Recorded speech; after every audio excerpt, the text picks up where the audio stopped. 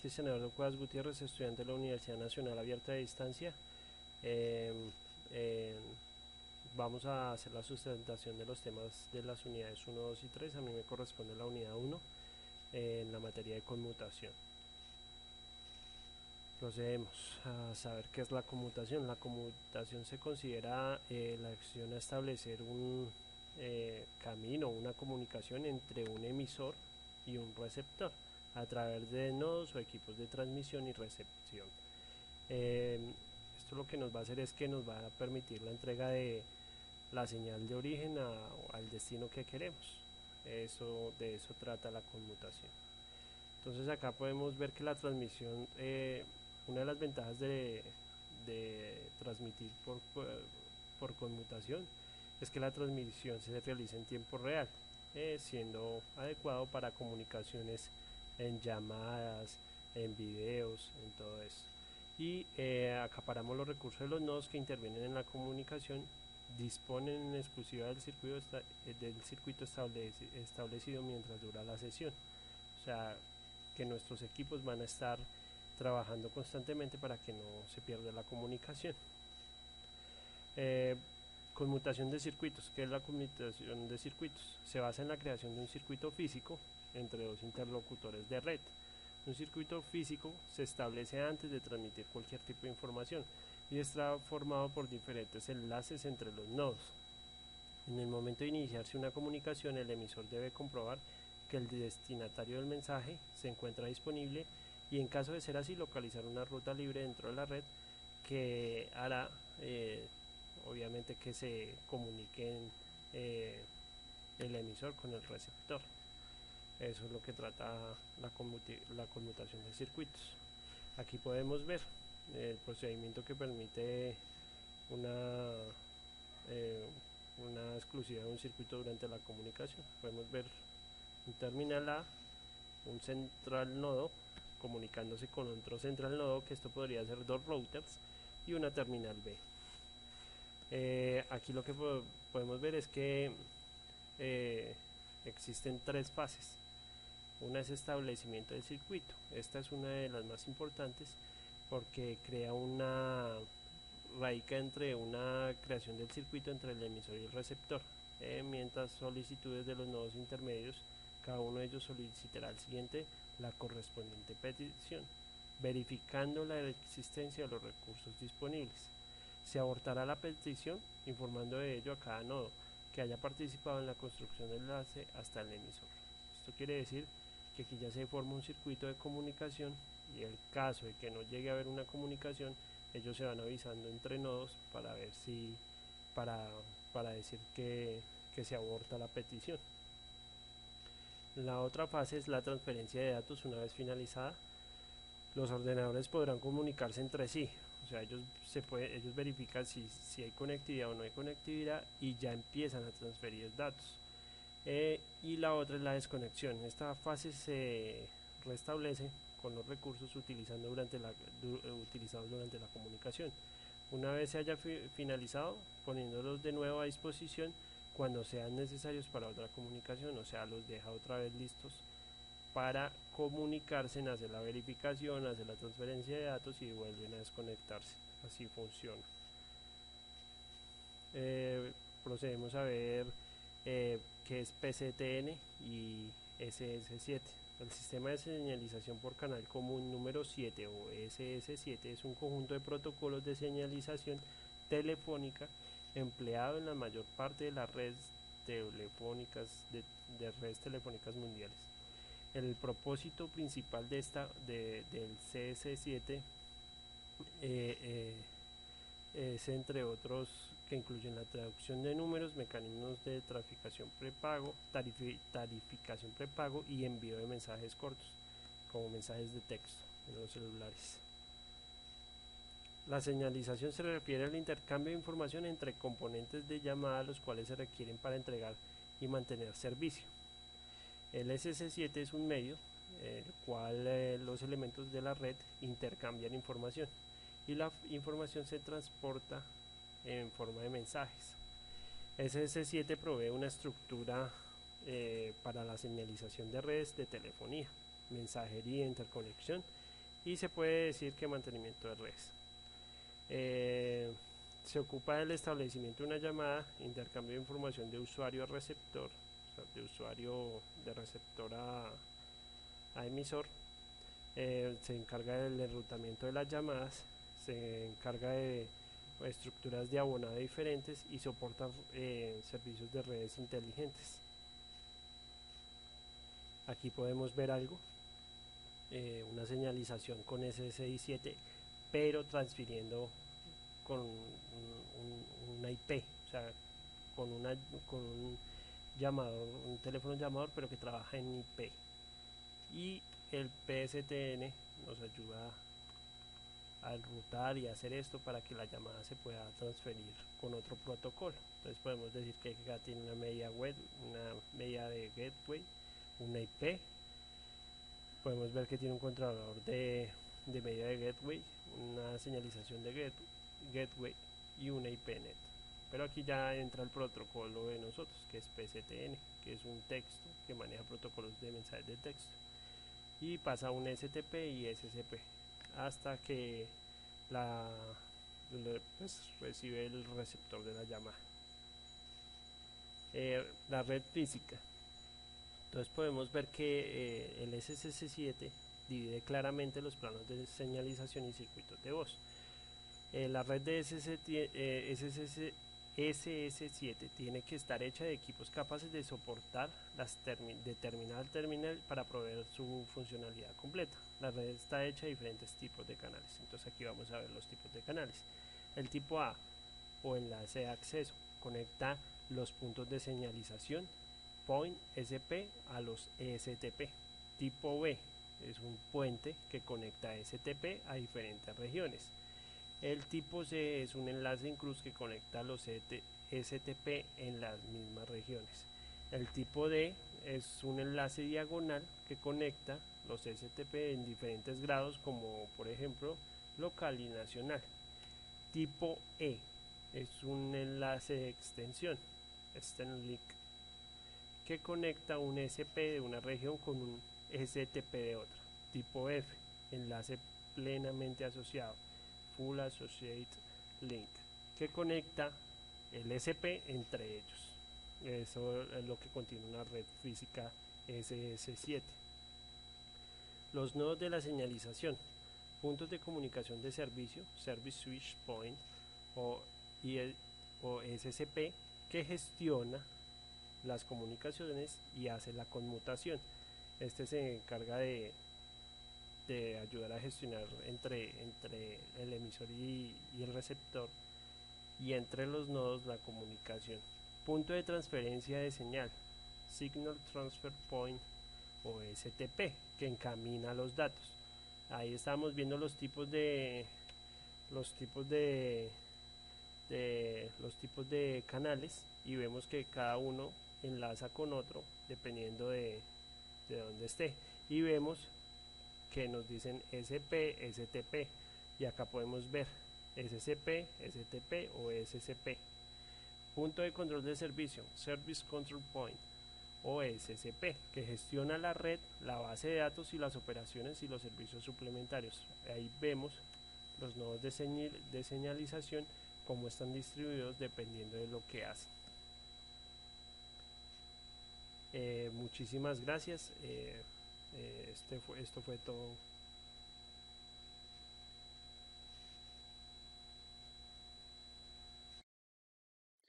Hola, buenos días. Mi nombre es Edina Alexis Burgos.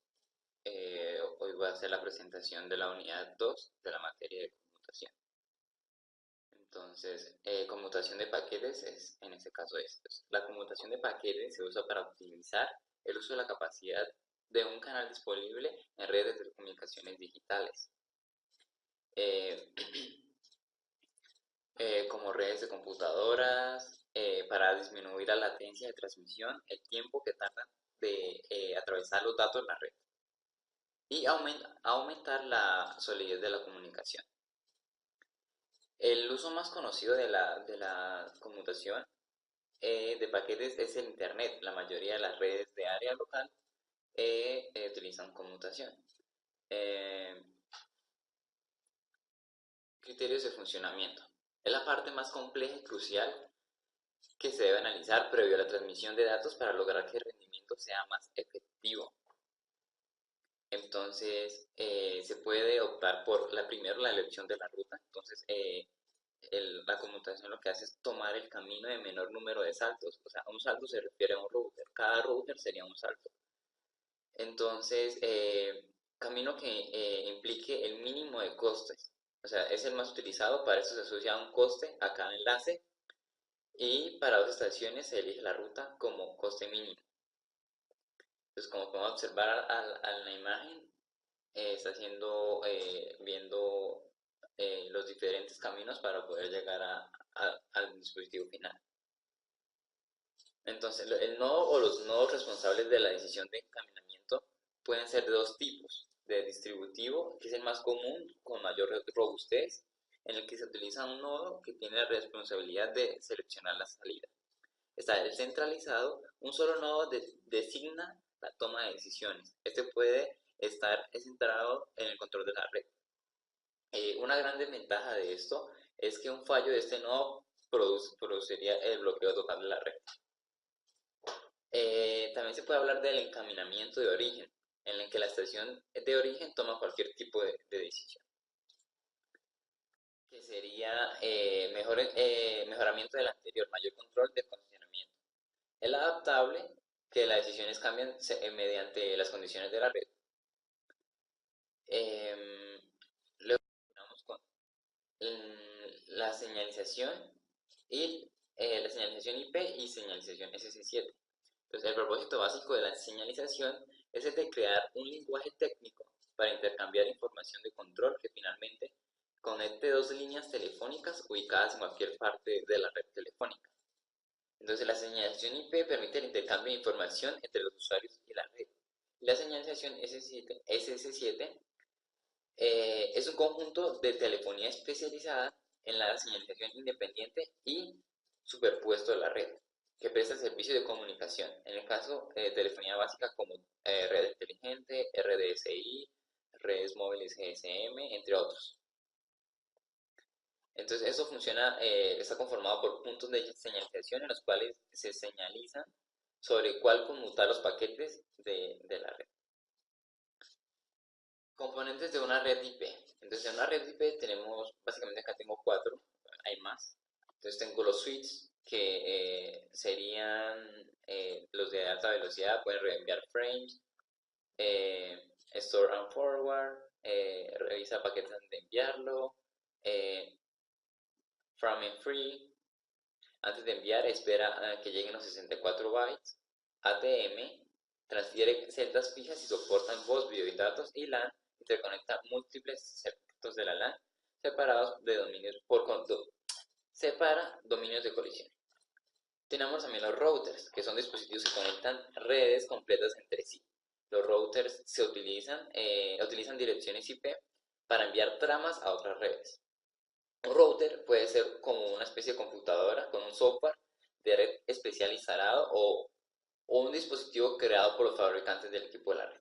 Los routers contienen tablas de direcciones IP junto con las rutas de destino óptimas a otras redes. Entonces, cuando envían paquetes, los routers tienen como una tabla donde van almacenando información sobre las redes que tienen conectadas entre sí.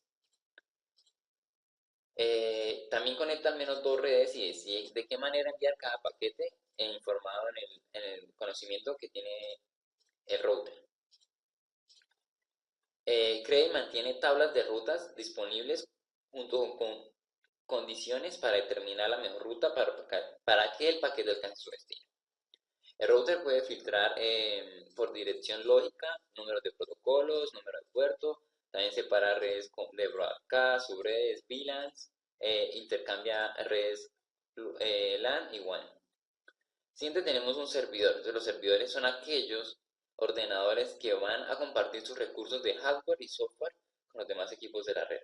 Sus características son potencia de cálculo, importancia de la información que almacena, conexión de recursos que desean compartir.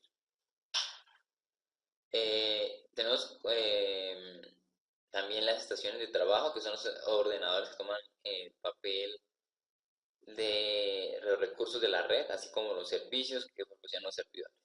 Tenemos los gateways o pasarelas, que es un hardware y software que permite las comunicaciones en la red local. Tenemos bridges o puentes, que es hardware, y software que permite que se conecten dos redes locales entre sí. Tenemos tarjetas de red, también denominadas NIC, Network Interface Card. Básicamente realiza la función de intermediario entre el ordenador y la red de comunicación. Tenemos en el medio, que sería la constitución por el cableado, los conectores que entrelazan los componentes de la red. Concentradores de cableado, que una LAN es un bus solamente de tarjetas de red en las estaciones de cableado coaxial para interconexiones. Seguimos. Capas del modelo OSI. Entonces, el modelo de interconexión de sistemas abiertos OSI tiene 7 capas. Entonces, vamos a explicar las capas que tiene el modelo OSI. Entonces, primero tenemos capa física, que es la más baja del control OSI, que se encarga de la transmisión y recepción de una secuencia no estructurada de bits sin procesar a través de un medio físico. Básicamente describe las interfaces electrónicas, óptimas, mecánicas y funcional al medio físico y lleva las señales hacia el resto de capas superiores. Capa de vínculos de datos. La capa de vínculos de datos ofrece una transferencia sin errores de tramas de datos desde un nodo a otro a través de una capa física, permitiendo a las capas por encima asumir virtualmente la transmisión sin errores a través del vínculo. Entonces, en sí lo que hace es establecimiento y finalización de vínculos, control del tráfico de las tramas, secuenciamiento de las tramas, confirmación de las tramas, delimitación de las tramas, comprobación de errores de la trama y gestión de acceso a ellos, entre otras cosas. Capa de red. La capa de red controla el funcionamiento de la subred, decidiendo qué ruta de acceso física se debe tomar los datos en función de condiciones de la red. Entonces, a la prioridad del servicio y otros factores. Entonces, esta proporciona el enrutamiento o el control del tráfico de la subred, la fragmentación de las tramas, asignación de direcciones lógicas y físicas, y controlabilidad del uso de la red, entre otras cosas. Capa de transporte. La capa de transporte, garantiza que los mensajes se entreguen sin errores, en secuencia y sin pérdidas o duplicados. La capa de transporte proporciona segmentación de mensajes, confirmación de mensajes, control de tráfico de mensajes, multiplexación de sesión. Pues normalmente la capa de transporte puede aceptar mensajes relativamente grandes, pero existen estrictas limitaciones de tamaño para los mensajes impuestos por la capa de red o inferior. Capa de sesión. Entonces, la capa de sesión permite el establecimiento de sesiones entre procesos que ejecutan diferentes estaciones. Entonces, ella proporciona establecimiento, mantenimiento y finalización de sesión, soporte de sesión. Entonces, capa de presentación. La capa de presentación da forma a los datos que deberían presentar en la capa de aplicación. Se puede decir que es el traductor de la red. Entonces, básicamente, esta capa puede traducir datos de un formato utilizado por la capa de aplicación a un formato común de la estación de emisora y a continuación traducir al formato común o un formato conocido. Entonces, ella proporciona traducción de códigos de caracteres, por ejemplo, ASCII y EBCDIC. Conversión de datos, comprensión de datos, cifrado de datos. Y por último tenemos la capa de aplicación. Entonces, el nivel de esta capa actúa como una ventana para los usuarios y los procesos de aplicaciones para tener acceso a la red. Entonces, el uso compartido de los recursos y de redirección de dispositivos. Entonces, acceso a archivos remotos, acceso a la impresora remota, comunicación entre procesos, administración de la red, servicios de directorio, mensajería electrónica, entre otras cosas. Protocolos de las 3 primeras capas de OSI. Entonces, acá tengo 3, IP, IGP, SPX, entre otros. Entonces, los principales protocolos que se utilizan es el IEEE 1394, que es un estándar multiplataforma para la entrada y salida de datos de una serie a gran velocidad. Se utiliza para DLC, ISDN, ADSL, UCB, Ethernet, FDDI, PPP y protocolo de red. Entonces acá tengo tres, que sería protocolo IP, que es el diseño del protocolo IP. Se realizó presumiendo que la estrategia de paquetes que datos, perdón, el protocolo IP se realizó presumiendo que la estrategia de paquetes de datos sería no confiable. Por ello, IP trata de realizar lo mejor posible mediante técnicas de encaminamiento sin garantías de alcanzar el objetivo final. IGP. Los protocolos de encaminamiento vector distancia calculan las rutas utilizando el algoritmo de Belan-Form. En los protocolos de ese tipo, ningún enrutador tiene la información completa sobre la topología de la red. En lugar de ello, se comunica con los demás routers, reenviando y recibiendo información sobre las distancias entre ellos. Entonces, así cada uno puede tomar la decisión del camino a elegir de la ruta. SPX es un protocolo que se encarga de garantizar la integridad de los paquetes enviados y de los paquetes de confirmados recibidos. También utiliza control sobre el flujo de datos, regulando la velocidad a la que se envían y recibiendo los paquetes y reduciendo el riesgo de corrupción. Bueno, eso básicamente serían los principales conceptos que se ven en la unidad número 2. Muchas gracias.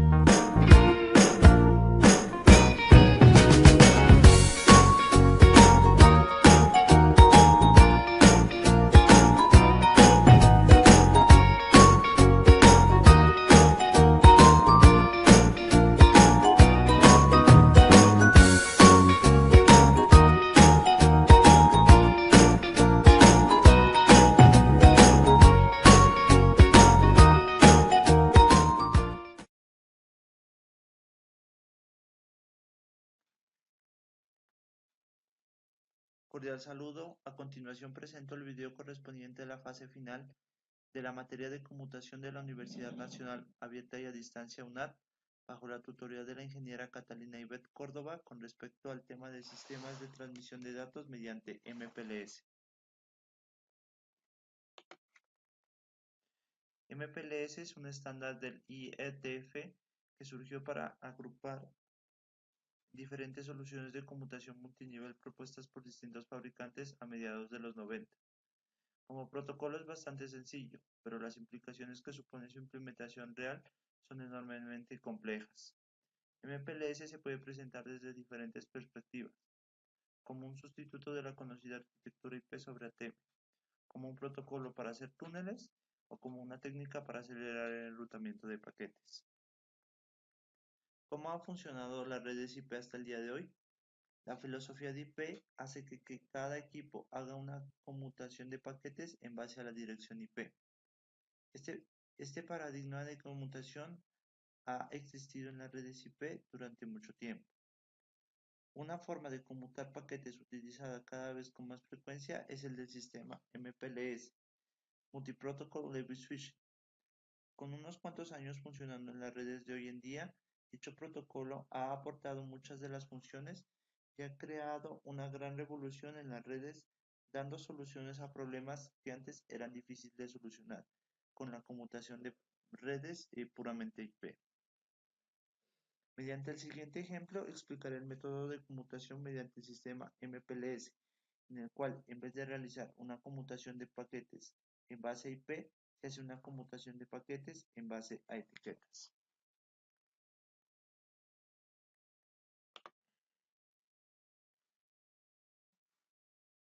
Aquí encontramos una arquitectura. Cada equipo extremo, es decir, el equipo que hace de entrada a la red MPLS, supongamos que esta es la red MPLS, cada equipo que hace de entrada, que a su vez el nombre que recibe es el de LSR,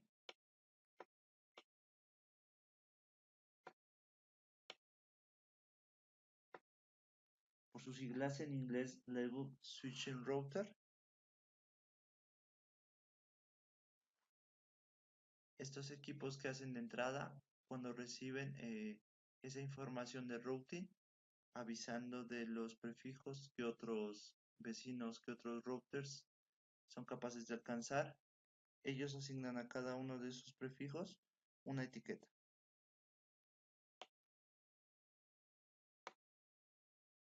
Esa etiqueta, de un modo u otro, es anunciada internamente dentro de la red MPLS.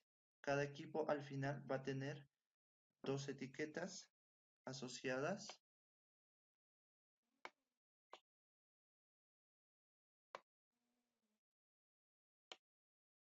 a cada prefijo. Una etiqueta que identifica cuando recibe el paquete, esa etiqueta le identifica hacia qué interfaz debe sacarlo y con qué nueva etiqueta. Es decir, dos etiquetas. Cuando R3 recibe un paquete, en este caso el 8888, R3 tiene asociado que todo lo que mantenga asociado a la dirección 8888 tiene que asignar lo que dice la etiqueta. Los routers del medio ya no necesitan conocer esa dirección IP, únicamente manejan etiquetas y saben que cuando reciban cierta etiqueta tendrán que conmutarla por una nueva etiqueta y enviarlo por una nueva interfaz, conmutando etiquetas a lo largo del camino MPLS, en el cual el paquete es capaz de llegar hasta el next hop final. En este caso es el R1.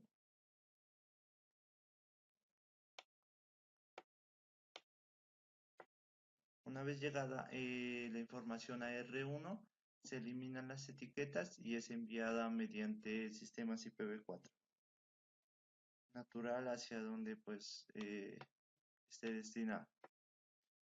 Básicamente este es a grosso modo el modo de funcionamiento del sistema MPLS.